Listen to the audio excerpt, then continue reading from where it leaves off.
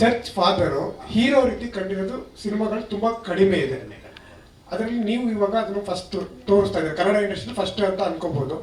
ಏನು ಅನ್ನಿಸ್ತು ಸರ್, ಯಾರಾದರೂ ನಿಮಗೆ ಇನ್ಸ್ಪಿರೇಷನ್ ಇದ್ದಾರಾ ಈ ಪಾತ್ರ ಮಾಡೋಕ್ಕೆ? ಒಳ್ಳೆ ಕ್ವಶನ್ ಇದು. ಇಲ್ಲಿ ನೋಡ್ತಾ ಇರುವಂಥದ್ದು ಆ್ಯಕ್ಚುಲಿ ನಾನು ಫಾದರ್ ಅಲ್ಲ, ಎಕ್ಸಾಸಿಸ್ಟ್ ನಾನು. ಭೂತ ಪ್ರೇತಗಳನ್ನು ಓಡಿಸುವಂಥದ್ದು ಅಥವಾ ಎಲ್ಲಿ ಒಂದು ನೆಗೆಟಿವ್ ಎನರ್ಜಿ ಎಲ್ಲಿದೆ ಆ ನೆಗೆಟಿವ್ ಎನರ್ಜಿಯನ್ನು ಹಂಗಂತಾರ. ಅಲ್ಲ, ನನಗೆ ಡೈರೆಕ್ಟ್ರು ಹೇಳಿದ್ದು ನನಗೆ ಹಂಗಿದೆ ತಲೆಯಲ್ಲಿ. ಆ ಥರ ಒಂದಿಷ್ಟು ಸಿನಿಮಾಗಳನ್ನ ನಾನು ಚಿಕ್ಕ ವಯಸ್ಸಿಂದ ನಾನು ಎಲ್ಲ ಕಡೆನೂ ಹೇಳ್ತಾ ಇರ್ತೀನಿ, ಮತ್ತೆ ಹೇಳ್ತೀನಿ. ಚಿಕ್ಕ ವಯಸ್ಸಿಂದ ನಮ್ಮ ತಂದೆ ಹಾಕಿರೋ ಒಂದು ಇರೋದು ನನಗೆ ನನ್ನ ತಲೆಯಲ್ಲಿ.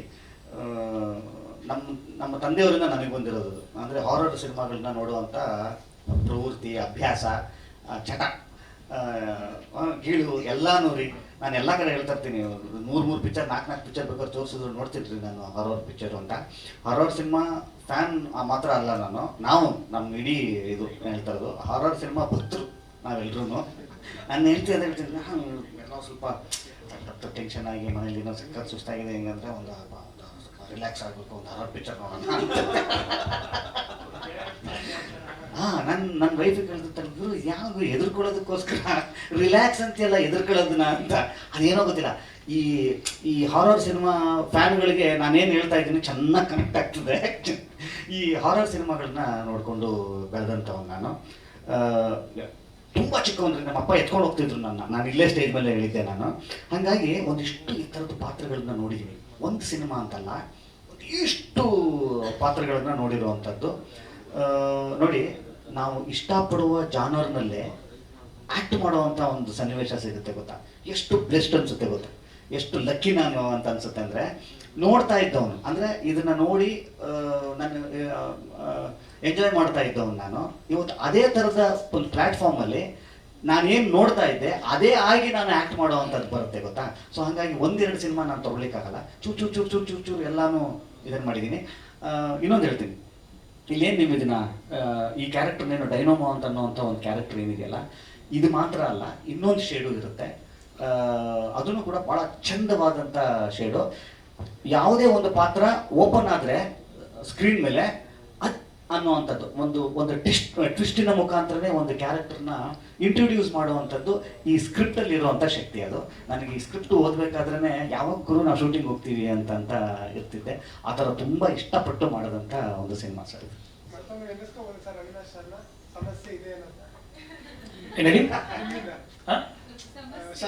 ಶರಣ್ ಸರ್ ಈ ಪಾತ್ರದ ಹೇಳಿದಾಗ ಅನ್ನಿಸ್ತು, ಅವಿನಾಶ್ ಅವ್ರದ್ದೊಂದು ಆಪ್ತ ಮಿತ್ರದಲ್ಲಿ ಎಂಟ್ರಿ ಆಗಿದ ತಕ್ಷಣ ಒಂದು ಡೈಲಾಗ್ ಹೇಳ್ತಾರೆ, ಸಮಸ್ಯೆ ಇದೆ ಅಂತ. ಸಿನಿಮಾದಲ್ಲಿ ಸಮಸ್ಯೆ ಇದೆ, ಅವಿನಾಶ್ ಸರ್ ಮಾಡಿದ್ದಾರೆ. ಮತ್ತೆ ಈ ಒಂದು ಸಿನಿಮಾ ತುಂಬಾ ದೊಡ್ಡ ಒಂದು ಸಿನಿಮಾಗೆ ಕನೆಕ್ಟ್ ಆಗುತ್ತೆ ಸರ್. ಆಪ್ತ ಮಿತ್ರ ಅಂತ ಒಂದು ದೊಡ್ಡ ಒಂದು ಸಿನಿಮಾ ನೋಡಿದಾಗ ನಿಮ್ಗೆ ಗೊತ್ತಾಗುತ್ತೆ, ಇದು ಅದಕ್ಕೆ ತುಂಬಾ ಕನೆಕ್ಟ್ ಆಗುತ್ತೆ. ನಾನು ಒಂದು ಉತ್ಪ್ರೇಕ್ಷೆಯಿಂದ ಹೇಳ್ತಾರೆ ಸರ್. ಆಫ್ಟರ್ 2002 ಬಂದಿದ್ದು 22 ವರ್ಷಗಳ ನಂತರ ಸರ್ ಈ ಸಿನಿಮಾ ನೋಡಿದ್ಮೇಲೆ ಖಂಡಿತ ಜನ ಕನೆಕ್ಟ್ ಆಗ್ತಾರೆ. ಮತ್ತೆ ನಮ್ಗೆಲ್ಲೋ ಆ ಒಂದು ಸಿನಿಮಾಗೆ ಏನು ಯಶಸ್ಸು ಸಿಕ್ತೋ ಆ ಮಟ್ಟದಲ್ಲಿ ಜನ ಇದು ಸಿನಿಮಾ ಕನೆಕ್ಟ್ ಮಾಡ್ಕೊತಾರೆ ಸರ್. ಇದರಲ್ಲಿ ಆ ಥರದ ಒಂದು ಅಂಶಗಳು ತುಂಬಾ ಇದೆ ಸರ್. ದೈವಿಕ ಅಂಶ ಇದೆ, ದೆವ್ವದ ಅಂಶ ಇದೆ, ಎಲ್ಲಾನು ಇದೆ ಸರ್.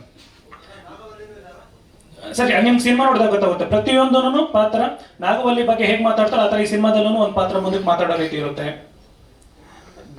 ನೀವೇನಿಲ್ಲಿ ಫಾದರ್ ಇದನ್ನ ನೋಡಿ ಎಲ್ಲ ಇದು ಮಾಡ್ತಾ ಇದ್ದೀರಾ, ಅದ್ರ ಮೇಲ್ಗಡೆ ನೋಡಿದ್ರೆ ನಿಮ್ಗೆ ಗೊತ್ತಾಗುತ್ತೆ ಆಂಜನೇಯ ಕಾಣಿಸ್ತಿದ್ದಾರೆ.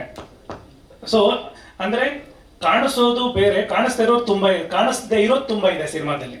ಈ ಟ್ರೈಲರ್ ಅಲ್ಲಿ ಹೇಗೆ ನೋಡ್ಬಿಟ್ಟು ಕತೆ ಇದೆ ಅಂತ ಇವು ಕಾಣಿಸ್ತಾ ಇರೋ ತರ ಸಿನಿಮಾದ ಅಂಶಗಳು ತುಂಬಾ ಇದೆ. ಇನ್ನು ರಜನಿ ನಮ್ಮ ಸಿನಿಮಾದಲ್ಲಿ ತುಂಬಾ ಒಂದು ಮುಖ್ಯವಾದ ಪಾತ್ರ.